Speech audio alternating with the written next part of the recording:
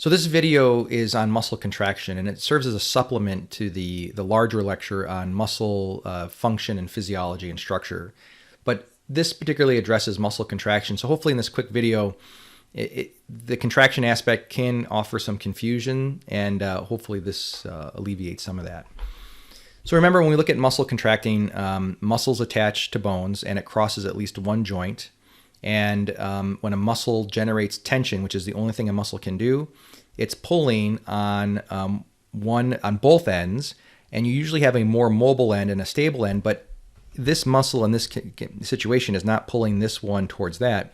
It's pulling both ends towards each other. It just happens to be that this segment is lighter than this segment. So in the tug of war, this one loses and gets pulled towards the center. But you have an origin and an insertion. And in this case, you have the brachialis, particular muscle. And again, it's not that the insertion moves towards the origin moves to its insertion. The origin and insertion move towards each other. What determines that is what's happening at the distal end of those bones. Muscle contraction is an attempt to shorten. So a lot of times people use contraction types tied to if the muscle's shortening, if it's not shortening, or if it's lengthening. And that isn't the best way of looking at it, because you can have a joint position that's opening up or lengthening and there's no muscle contraction happening at all. You can have muscles that are shortening, and it's just a physiological byproduct of passive range of motion. So you're always dealing with active range of motion than passive range of motion, and the best way of looking at this is looking at it as an attempt to shorten. And the big question is there a go signal or not from the nervous system? Muscle tension being generated is key to muscle contraction. So if there's no muscle tension being generated, if it's an antagonist muscle or there's no go signal, it is not a muscle contraction. Now you could look at the output and look at the static output, which is an isometric contraction. So there's no visible change in joint angle. And to say that there's no shortening happening, there is shortening happening. The muscles, that's how tension is generated. It's attempting to shorten. So we look at isometric as described by the joint angle. So if there's no movement, it's an isometric contraction. And then if there is movement, aka dynamic, we refer to that as an isotonic contraction. And it can either be concentric, where the muscle's actually shortening, generating tension greater than the output, or it's lengthening, eccentric, because the external load is greater than the muscle tension being generated. There is an isokinetic type of contraction, but that's more a varying force to make sure that the speed of contraction is the same. Outside of a laboratory setting, you're not going to see that. So we're dealing with isometric contractions, no change in angle, or an isotonic, which it can be concentric or eccentric. So here's your flow chart. If an isotonic contraction, that means that tension is being produced because we're using the word contraction, and there's dynamic or a visible change in the joint. If the contraction is causing joint movement because it's shortening and it's moving and there's some acceleration, that is a concentric contraction. Tension being developed while it's being lengthened, we look at that as a control aspect. That's eccentric contraction, like a deceleration aspect. It's trying to slow things down. It's usually going with gravity, whereas the concentric contraction's always going against the force or against gravity. Eccentric contraction, usually going with gravity. And then we have an isometric contraction, that's no visible change in angle, but muscle tension is being generated. So I have this flow sheet that is in the Blackboard shell that you can print out and use it as kind of like a stop guide aspect. When you look at isometric, when you're analyzing movement, and I have a flow sheet later in the slides here, but this is kind of your roadmap. Isometric contractions are the stop signs. They're preventing motion. Concentric contractions, they're the ones that are causing motion. They're overcoming gravity. That's like your green light. That's the acceleration.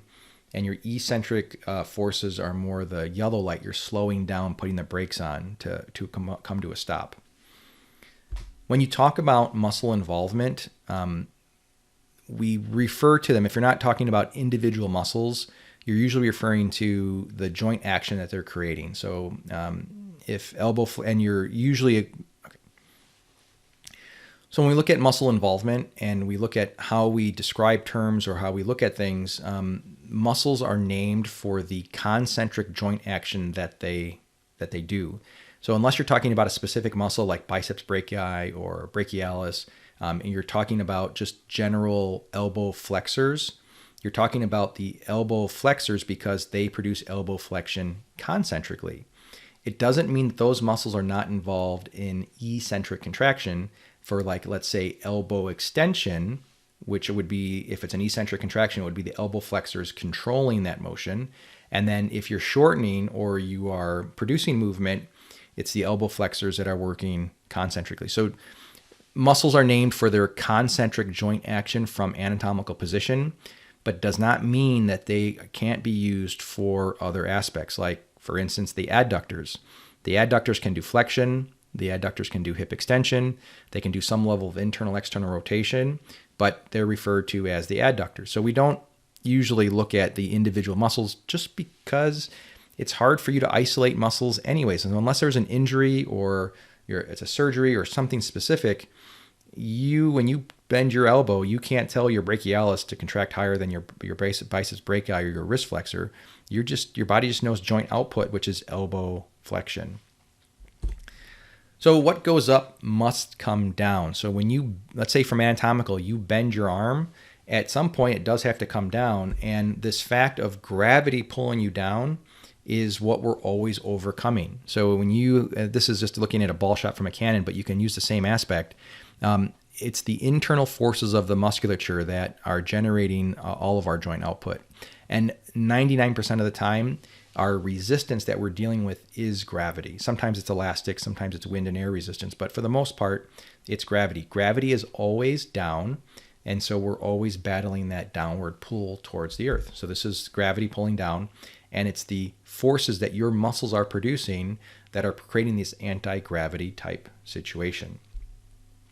In order for that to happen, they have to be in opposition for us to have any type of resistance. So if we want resistance or not, gravity is down and we're trying to overcome that or resist that pull, because if gravity had its way with you, you would be a flat mass on the floor, but you're not. You're sitting upright, you're standing, you're walking.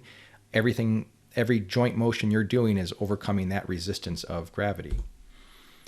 When the force is in the same direction of gravity, that's no longer resistance, that is assistance.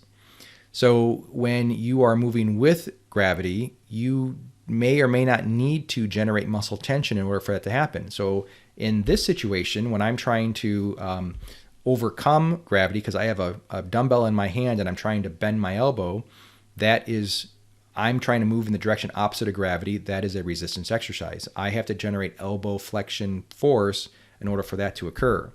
When I'm returning back, what goes up must come down. When my arm's coming back, that is assistance. Even though I'm producing elbow extension when I'm doing that, I don't need to generate muscle force because gravity is already pulling me down in that position. Unless for some reason I wanted to move faster than gravity, then I would turn on my extensors. Like, let's say I wanted to take that dumbbell and throw it into the ground so it sticks in the ground.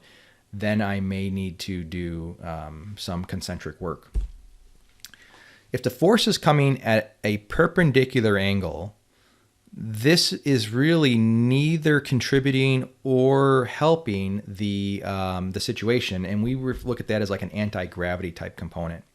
So this is what happens when you see people in the gym or in the clinic doing things that, like, they're doing movements, for instance, like maybe like a standing dumbbell external rotation, and they have their hand out to the side and they're going laterally back and forth.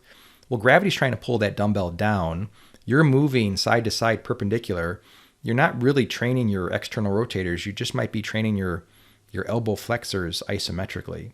So we want to make sure that when we're analyzing, we're looking at where gravity is always down and what movements are. But when we start to design interventions, we want to make sure that we're matching the movement to the resistance so that we're actually getting what we want to occur. Now, the examples I showed you here were perfect 90-degree perpendicular angles, but it doesn't matter. As long as some of the angle in that direction, the force can be going up or slightly, as long as it has a little bit of upward direction, you're going to be in some level of resistance. That is resistance. So is this. This is also resistance. Just because this is more in line doesn't mean that this isn't working either. So you can't just say, but if you wanted to optimize your time, you would try to match, whoops. But if you want to try to match your time, you would spend more time in this angle to optimize and that. So this is that what goes up must come down. So for every position that you achieve, you have to have a reposition. So when, like in this case, it's looking at a squat, you start with an isometric contraction, you unrack the bar and you load it up through the spine. You begin your descent, you're performing an eccentric contraction because you are going with gravity. If gravity had its way, that barbell would drop at, think about holding a 45-pound plate up at the same level of your shoulder and dropping it.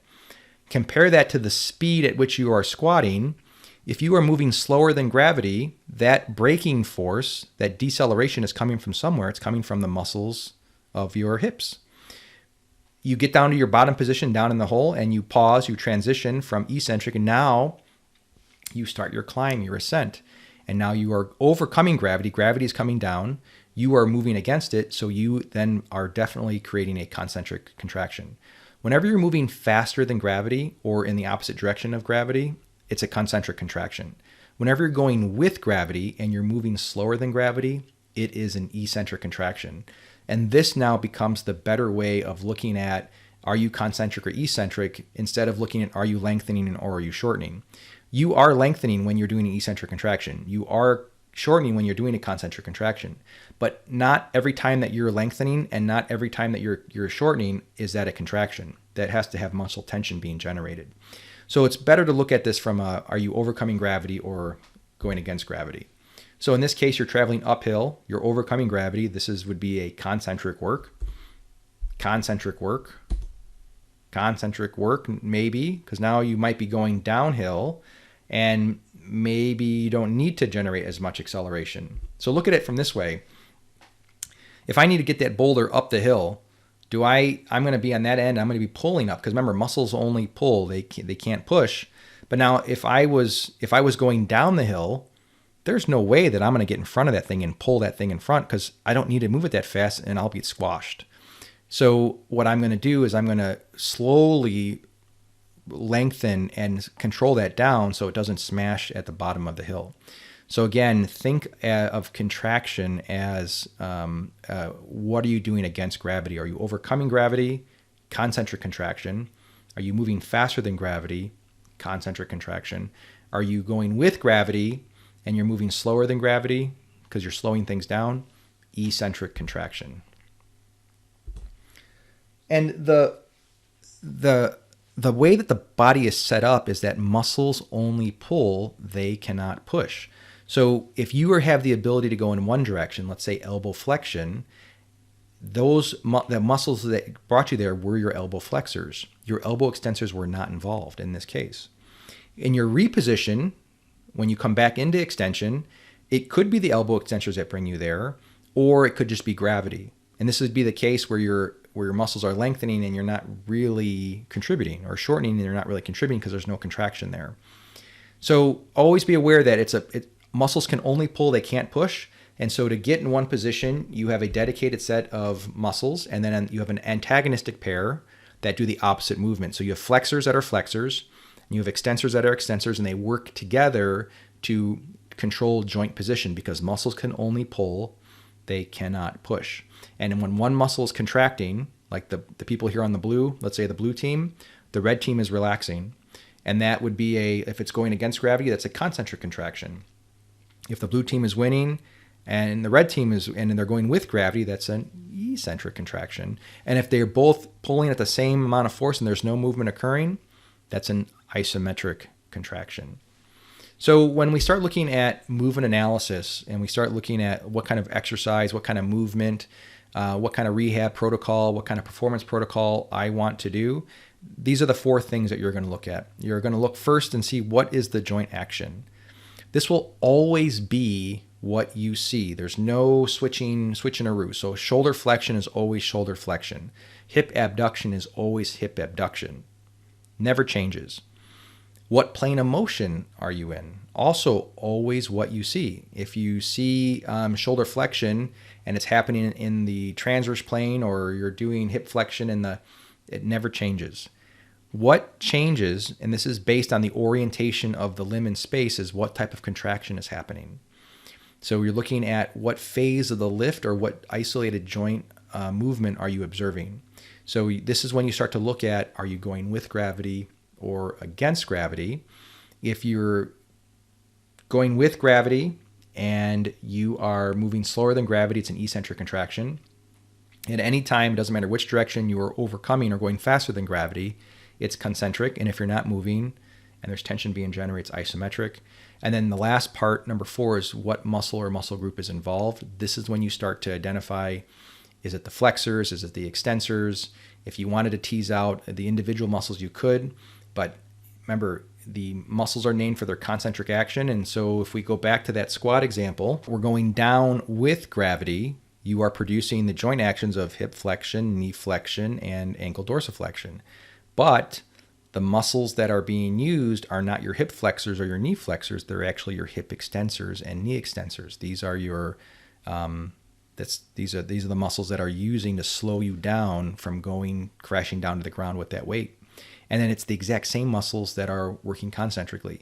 Unless you're in the transverse plane and you're laying down somehow and you're not standing up, the muscle groups that are involved in eccentric contraction are going to be the same that are for concentric contraction. You just have to make sure you're aware of, are you starting eccentrically or starting concentrically? Remember, most of the exercises that we do, like pressing activities and squatting, we're starting eccentric and then coming out, finishing concentric. But that's the whole premise of what goes up must come down.